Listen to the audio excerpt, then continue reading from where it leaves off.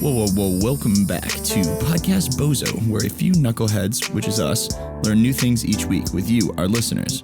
Today we are talking about contextual bleaching, cancel culture, call-out culture, social shaming, making up for mistakes, and hopefully after that we will come to a conclusion on the right approach to deal with celebrity missteps and missteps of our own. This is part 2 of a 3-part series, so if you haven't heard part 1, jump back, go hit that one up first, get some context here. We didn't cut these up very well, so it's a good time as ever to look back on that. Today, on Season 3, Episode 8, Part 2, I'm here with Eli, our resident artist, Cheek, our certified beer server, and I'm JJ, but you can call me Hagen Rupert Stubius. Before we put the pedal to the metal, we want to encourage you to contribute to the conversation, communicate with us over the social medias or our website. You can find us at podcastbozo.com or at podcastbozo on just about any social media. Please subscribe to our podcast if you haven't yet. Check us out on YouTube. If you want, you can go to our website, help the Bozos grow, donate there. And in your donation, you can leave a message or ask us to do something, and we'll write you a little backstory or do whatever you ask. If you don't know what that means, donate to find out. And just to reiterate, that money all goes back into production and distribution. So thank you. Here comes part 2. We're jumping in right in the middle of a conversation. Thanks. Improving. And I think that's a big part of this is that like you have to, that apology comes with an openness to listen. And at some point tonight, I want to get into, or this morning or whenever you're listening to this, probably at 1 a.m. because you just can't help yourself but listen to the sound of our voices. But yeah, so we talked about the good side of us. We've talked a lot about, I feel like we've kind of fringed on like maybe there's a context to it. We created the formula to what a good judgment of someone in this scenario is. But a lot of the times throwing someone's head up on that stake is maybe an example that needs to be made, you know? And I want to talk to that a little bit. Like maybe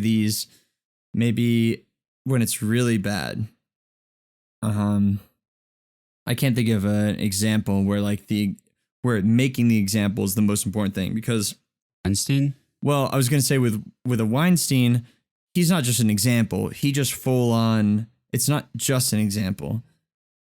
He was disgusting. Like he was gross. And there's a lot of men out there like that. But I don't know. Let's just make up a scenario where like you have someone who did something bad. It's something bad, but they could come back from it if they showed they want to learn. But by throwing their head on a stake, you're teaching a lesson to everyone else who might not fully understand that situation. And I guess my natural disagreement with that would be that's not a healthy way to help people grow. You're at the very least not helping that person grow. You throw that person's head on a stake, they're going to hate this situation forever. They might understand that what they did was bad within the rules of society, but they might not understand why it was bad, or what they did wrong. And so like the head on the stake thing has always just been a big issue for me. It's like you take these people who make a mistake and don't share your ideas or values, and society throws their head up there. And obviously there are some that deserve it, but there are some that I don't know what you guys feel on this. I'm kind of fleshing this idea on the fly, but there are some times where you're just like, this person doesn't deserve to be killed because of this. You know, their career doesn't deserve to be tanked. And then there's some people where you're like, it is healthy that this person's head was put on a stake because I won't make that mistake anymore, or society will know that's not okay. Yeah, I kind of agree with the latter there. Yeah. If we are going to go this route as a culture, which I was on the record for saying I think cancel culture is bullshit, but if there is some sort of societal growth from it, I think examples do need to be made. People need to be held accountable. Like nobody's just going to stop their point of view of thinking or actions or whatever because I think it's very rare that they have, a personal revolution. I think somebody outside of them says, stop, this is wrong. And we're going to show the world so that other people understand this is wrong and why it's wrong as well. Do you think there's what's the downside to someone having a public personal revolution the way you're talking about it? Like, what's the downside to someone being like, I'm so sorry? Probably turned upside down for the life will never be the same. Well, but that person makes a sacrifice for the greater good. Okay, so I misunderstood the term you use. So you're saying the head on the stake, that's the sacrificial lamb for the good of everyone else. That's the lamb you burn so the sun gods give you more crop. But are you pointing this at me? Oh, I thought you were scooching your notes at me. There's a check yes or no on here. Will you smirch me after this episode? What I was thinking about, Cheek, is there a downside to the person who gets called out and then says, you know what, I realize what I did was wrong. I want to change that going forward. Thanks for helping me. And then does make that change. Is there a downside to that? Is it maybe, if I could think of I don't think this way, but I could think of someone saying, well, he or she didn't get punished enough, and so it wasn't enough of an example. They didn't get their just desserts. They're just desserts. I don't know. That's it, Cheek. Well, I think that the whole way that this is structured is so that if they make the change and they are genuine in their apology in this made up scenario, then that's exactly what we want from them. Like that, the ends justify the means in that case. Like we are the person society is holding a person accountable.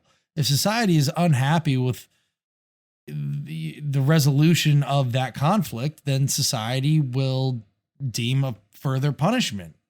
No?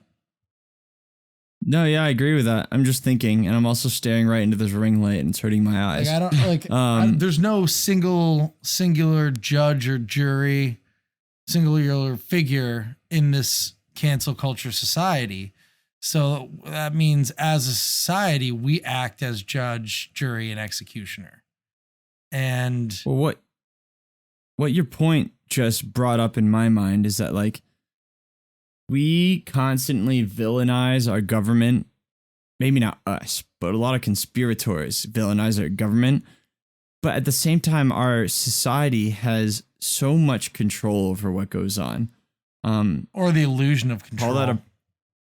Or the illusion of control. But like the whole thing where there's a wave of people who will no longer buy a product because they don't represent the right body types.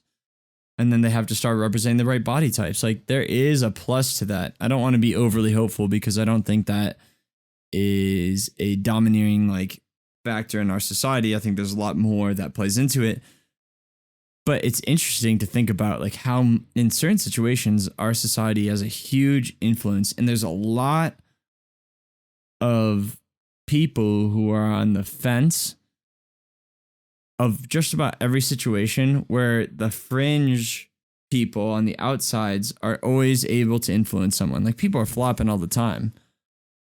I don't know. I didn't mean to diverge too much, but that's pretty crazy. I sometimes living up here in Vermont, I feel kind of disconnected from I don't know. Maybe this is just a weird Vermonter way of thinking, but I think Vermonters are weird, and being up here is weird. A lot of people up here don't care about Instagram and Twitter and what's happening with celebrities. And I feel like a lot of people that I surround myself are just so removed, optionally removed themselves from even caring anything about this whole conversation of what's happening out there in society. I almost feel kind of removed from it. You know what I mean? That's an interesting point, because I feel like a lot of people put their Captain Morgan leg up on the higher ground and they look down on you and they say, like, so there's one side of wanting to pull away from social media because you feel yourself being addicted. Like, I know E and Cheek, you guys both do that. I do that. I have my screen time on my thing. I want to reduce that. But there's another side to it where, like, there are some people like, yeah, I don't do social media. Like, I'm removed from that. But that's kind of a sign of being removed from the times. And I wonder how different that really is than moving to a small town and only worrying about the golf course, you know? They just think that's the cool thing to do, so they do it. Yeah. Like, I guess more simply, there's a value to being in tune with social media because you can hear a lot more voices. Yeah, not that. Wait, what did you just say, E? It's bubbles. Though. It's not that you feel not in tune to like what's actually happening. You're just in tune to what you choose to follow is happening. Well, that's one issue with that, like, confirmation bias, silos. But if you're, what's better to, I don't know. I'm not sure. I don't have a take on this, but honestly, is it better to be in a silo or not hear anyone's voice at all? I think it was social media. It's better not to hear anyone's voice at all. But I don't know. It's obviously complicated, but I think I've always been an advocate for there being a standard education course of how to learn from every side, how to take in information from both sides and make your own opinion. I feel like that'd be a standard education course that'd be super useful today. And like, we had a how to read the news course, but it was a very liberal oriented course. I would just like, I don't know if this is possible even, but to have a class that's just like, this is read both sides, form your opinion after reading that. But that's a pretty altruistic view of things. Mr. But Guy used to always preach that in our AP Euro class. Cheek, smart guy. I remember he used to always say, like, ask us questions about, like, what, you know, who knows, you know, we've got the conservative news channel and that is, and he would wait for the class to say something. And I remember sitting there not knowing which channel was considered, because back in school, I didn't pay attention to the news or anything. And it's funny to think about now, but I remember him saying, like, in a part of that conversation, like, you know, Fox is conservative and, you know, CNN is liberal and MSNBC is progressive and liberal. And, you know, like, well, all you got to do is take little snippets from every which way and form your own opinion. Yeah. But like, there should be, I completely agree with you, an entire class dedicated to understanding and processing the biases behind all of the different forms of information and media that are delivered to us on an hourly basis on our phones. Yeah. And the issue is that there's a high likelihood that becomes politicized too, like in how you interpreted. Because then one class would be like, never listen to CNN. One class would be like, never listen to Fox. Yeah, you know, it depends on where you are. 100%. But at the very least, you're making progress. I think a lot of people get caught up in the negatives of progress. And having a class like that would be at least make progress. Like when we first weren't allowed to put evolution into our school learning programs nationally. And then people said, let's put evolution in. And then there were some people who were like, well, that could get politicized. And then, but we did it anyways, and it was progressed forward. And eventually the truth about evolution has become more predominant than not. Apparently. And obviously, apparently down south, there are a lot of teachers that are still shunned from teaching evolution and that are told to skip over it, which is bananas to think about, and something that I'm super thankful for, that I grew up in the Northeast, which has, I think, you know, some very good education. Not that it's perfect by any means, but, you know. Dude, I mean, I have some friends that went to Southern Catholic private schools, and they have now come out of them and are either completely agnostic or atheist even. And and their experiences that have shared with me at those schools are ridiculous. It's like, I don't know, like laughing at people with different skin colors, not believing in evolution, not believing in climate change. I mean, that's a toss up for Republicans, so whatever. But like that stuff is crazy to me. Not believing in climate change is crazy to me. That would be a good topic because I know that school textbooks are largely decided by politicians. You write that down? Yeah. Looking into like curriculums, federally enforced curriculums. It's even beyond that, the writing of textbooks. Not even like, not which textbooks are you going to read. It's the people who wrote the textbooks are often white, wealthy. History is told by the victors of war, like that whole thing.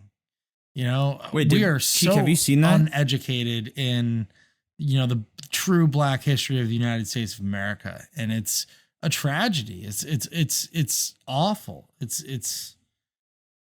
Mm-hmm. I don't know. I can't like I remember getting to college and learning about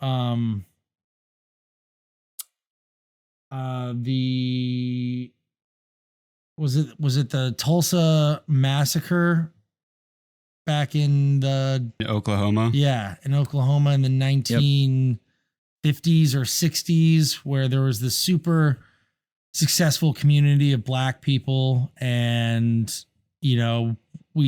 whites just couldn't stand for it, and a massive Black population was just taken out, decimated, because they were being too with like the U.S. Army or something, because they were being too like successful. And it's like, I never learned that in high school. That's fucking bananas. Yeah. I think one of the biggest messages we preach on this podcast is that as much as change is like puts you on your heels and makes you want to shudder and say no, like you have to embrace change, or you have to at least open your mind to it and think about it. Because there are so many people who, like, Black successful community, people just get scared. They get scared and they fucking throw their heels back and they rely on this old information that they have. And rather than like thinking about we talk about this a lot, like where change is an important thing to embrace. Like, I don't want to be like blindly embrace anything, but change is not a bad thing, I guess, is the message of that. But we definitely live in a culture of tradition, and so many people value tradition, and I fucking hate tradition. Yeah, me too. There's no point in it, dude. Oh, well, we always do it this way. Like, we always got to like everything in the fraternity. That's all bullshit. Oh, God. Cringy. I love tradition in the sense that like you find something that you value, that you come back to, and you make like a centerpiece. But like, don't make the centerpiece of like dead old people your centerpiece. Like, make your own new tradition. Like, the concept of returning to something again and again is awesome, but like, make your own is the key. It's a comfort factor. Like, tradition is a comfort factor. Like, just do what you've known. My parents got through with it, so why can't I? And like, I cold call a lot of people for my business, and I'm promoting digital marketing, and they're like, we're doing print. I've been in business for 40 years. You can't tell me that this is going to work. Like, are you joking me? Like, do you not realize that do you think that you're such a critical thinker that you figured out this whole thing that has made it so you understand marketing more than anybody else? Oh, you're such a critical thinker that your critical thinking brought you back to the same point at which you started. Yeah. That's the same argument with climate change people. It's like you are so smart that scientists are dumber than you. Like, these people who spent their lives going to college to learn this stuff objectively have then found out that the climate is being torn apart by humans. But you'd rather listen to Nosferatu Cruz over our leading scientists, until scientists tell you that there are fossil fuels somewhere below your territory, or that the only way to mine fossil fuels is through fracking, then scientists are cool. Scientists are chill. And they're right. Then they're right. I think we should take a pee break, and then let me tell you why I think cancel culture is a myth. All right. We down? Pee.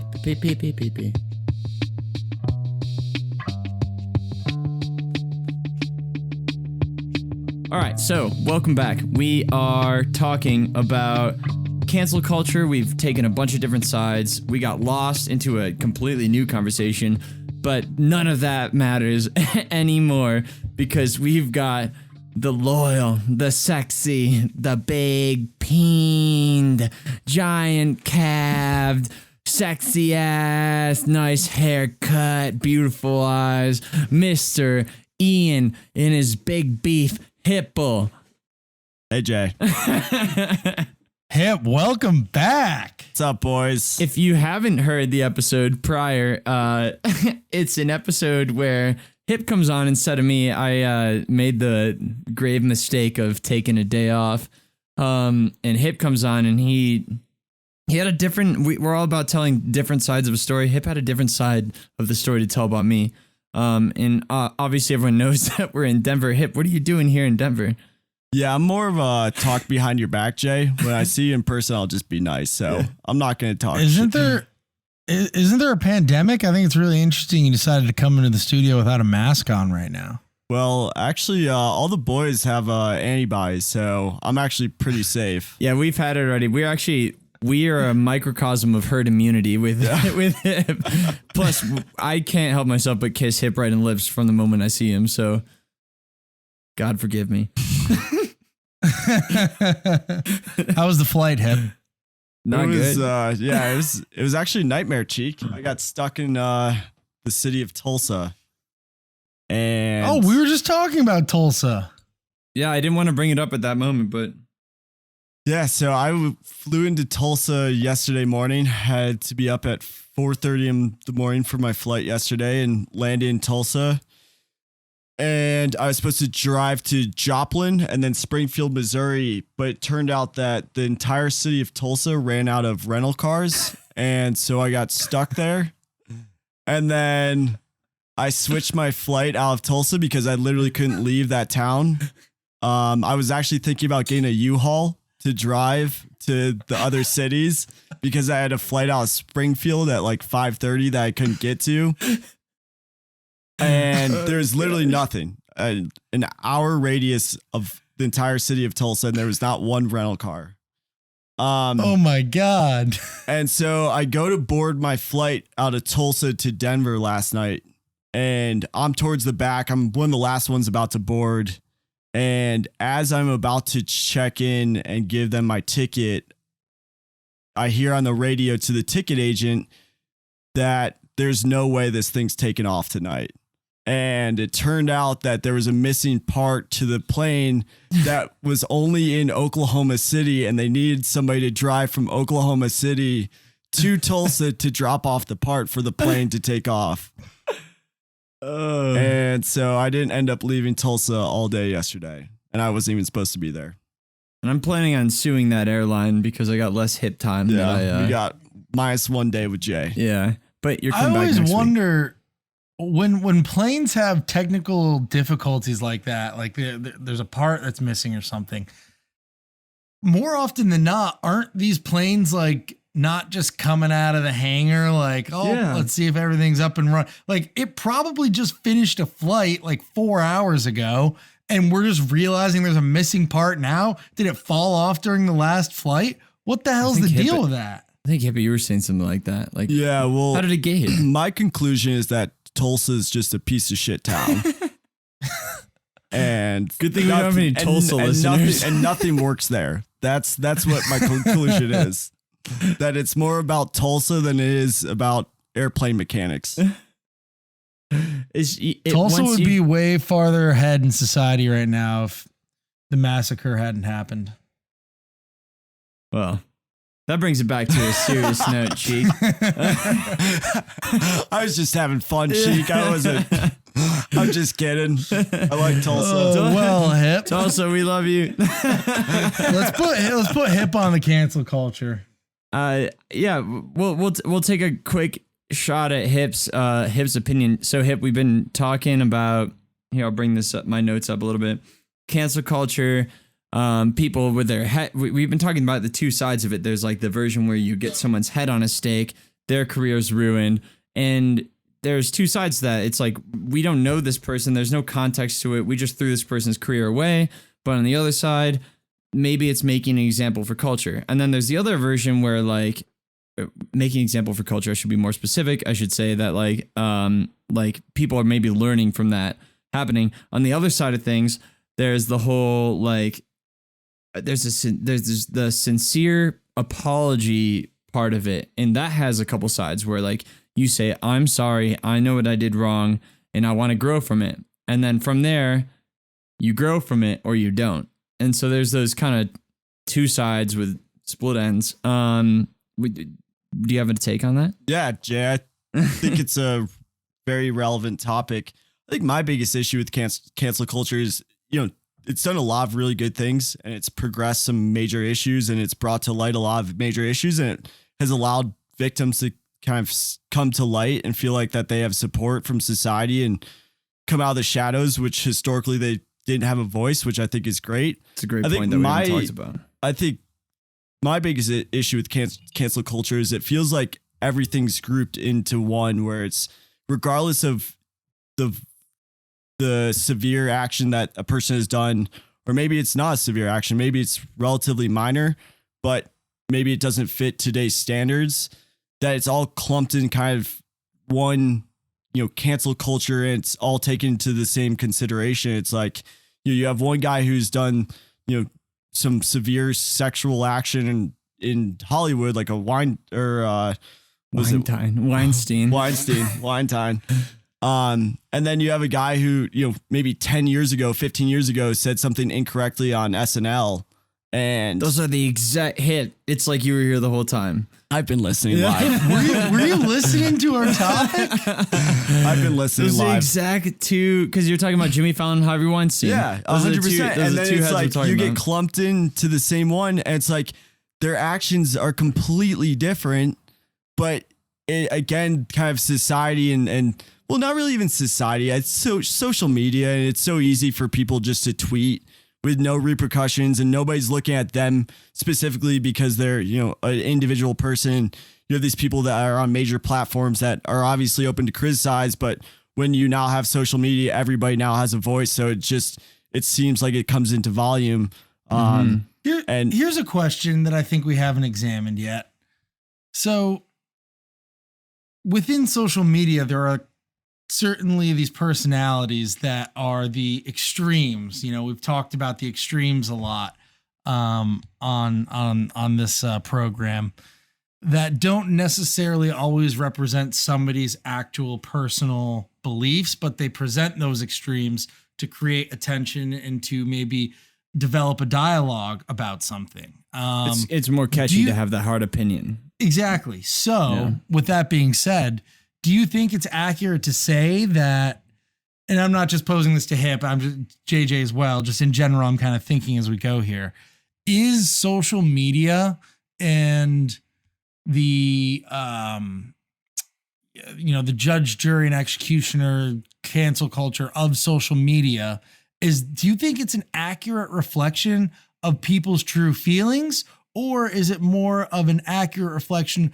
of the extremes of society, but not necessarily, the large group of people that may be in the middle? Yeah, I think it's the extreme society. I think the majority of the average American, they're trying to work 60 hours a week and put food on the table, and they have kids and they have their own problems, and they have, issues with their families and trying to get their kids to school, and they don't have time to care about what Jimmy Fallon said 15 years ago. It's kind of these individuals that spend all day on Twitter that are looking for something to complain about. And yes, there are definitely issues that should be addressed, But something like that, it's like there's bigger issues in society than dragging up what somebody did 15 years ago, and they said something that wasn't an issue then, but society's changed and it's now an issue. But it's like you're just looking to cause problems, and so I think the average American doesn't have time for addressing and focusing on minor issues like that. And if I can shoot in a quick after about that, we were talking about climate change, I think, in the break. And I think climate change this is kind of a weird sentiment, but climate change might be a first world problem.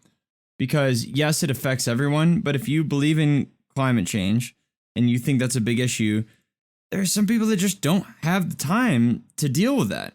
Like I agree with Hip on that aspect, is that I can at least understand that there are people whose day-to-days are consumed with 2 to 3 jobs. A lot of people, not just some people. A lot of people's day-to-day their lives are consumed with supporting their children. They don't have time.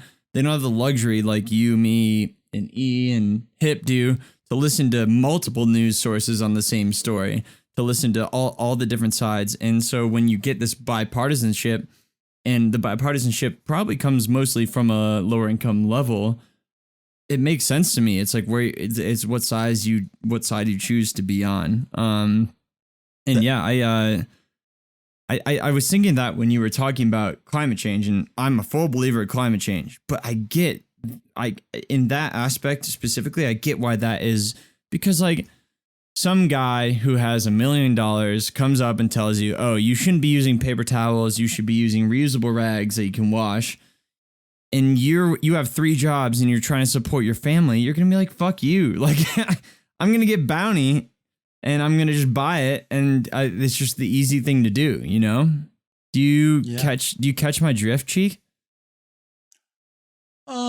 Yeah, I don't agree with the I'm not saying it's statement right. that I don't agree with the statement that climate change is a first world problem. I understand what you mean. Like, people in the first world are reserved the issue or ability even to acknowledge, discuss, and debate, because that's what they have the ability to focus their time on, because they're in a position of, better wealth and status than other people maybe.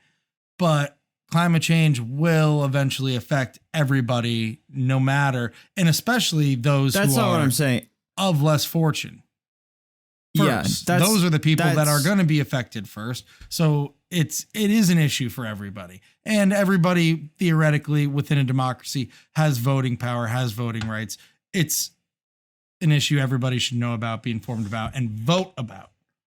Right. And I mean, Cheek, I agree with you, but you have to understand that some people don't even have the luxury to open up their minds to that idea. All right, so tell me, our parents are wealthy. We grew up in a nice town. We were able to have breathing room to figure out what we wanted to do in life and where we wanted to go. And we've been trying to check our privilege a lot of the times in this podcast today for some context hit. But we are luckier than most people. I may disagree with my dad's politics, but at the same time, like, a lot of how he is and who he is has given me who I am today. So that being said, imagine that juxtaposed with someone in like Southern Africa who just lives in a town of poverty, or South America who lives in a town of poverty, or Siberia, and take any third world situation, not even third world, because I'm pretty sure that's an unpopular term now. But whatever, a shitty situation, put yourself in their shoes. Well, do you have time to think about climate change? Do you have time to think about that kind of thing? I'm just taking I don't know. I'm not there. Yeah, probably I think not. that's fair not to take that stance, but probably not. I don't know. The guy, like the community, you're talking about the community that walks 7 miles a day to access free water. Like, are they worried about, what's happening with the climate Paris Accords? No, I don't think they are. No. But no. They've never heard those words in their lives. Just on their 7-mile walk in 100-degree heat, they're just talking about. Yeah. Do they care that the government destroyed Nikola Tesla's equipment that he invented? No one gives a shit about that stuff. Like, that is very fringe, privileged information that you get to learn as you have more free time. A la Renaissances. Like, when Renaissances happen, that shit in history class that we used to glorify, a Renaissance or a glory age, golden age, that's all shit that gets to happen when people have enough wealth and free time to think beyond their means. And I don't even think you have to go, third world or to, really poor parts of the world. I think you could just look in the United States. And the average American, again, they're just, they're living paycheck to paycheck, and they're trying to pay for rent, and they're trying to put food on the table for their kids. I mean, that's the problem. That's what they're focused on. I really think it is really coming from, people that are privileged, that have time, that aren't, having to worry about, the day-to-day surviving. And so they have that ability to, quite frankly, complain about stuff that, isn't really material or relevant. So, tough question. Feel free not to answer. That being said, because they don't have time to think about it, does that make it right? Or does that just make it understandable? Does what? So because reframe that. Yeah, I didn't. Yeah.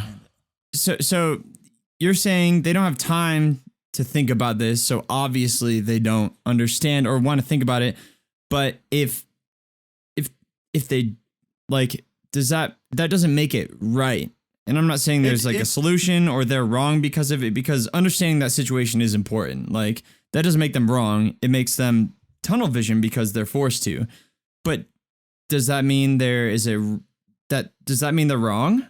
I don't know. I guess that's my issue. Yeah, and that's a good point. I think it's just perspective. Mm-hmm. I think it's perspective in regards to issues and real issues. And I think, something that's day to day feels a lot more real. And so I think it just comes down to an individual's perspective. And to your point, we've been very fortunate. We haven't had to survive paycheck to paycheck, concern about, are we getting evicted next month? We haven't, the four of us have never felt that before. Yeah. But that is something that people feel every day. So I guess that's, I think a lot of people are missing perspective and bigger picture and kind of focusing on, issues that, that need to be addressed.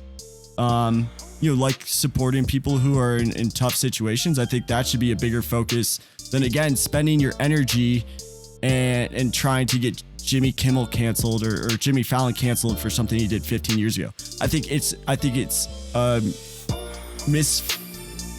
a lot of people are misfocusing their energy and could be doing a lot better things and more important things than focusing on what from my perspective, are immaterial. Mm-hmm. Well said, Hip. Well said. And so concludes part 2 of our 3-part series on cancel culture. If you are ready and have more time, go jump to part 3. It's already out right now. If you don't have the time, take your time and listen to it later. Thanks for listening. See you in part 3.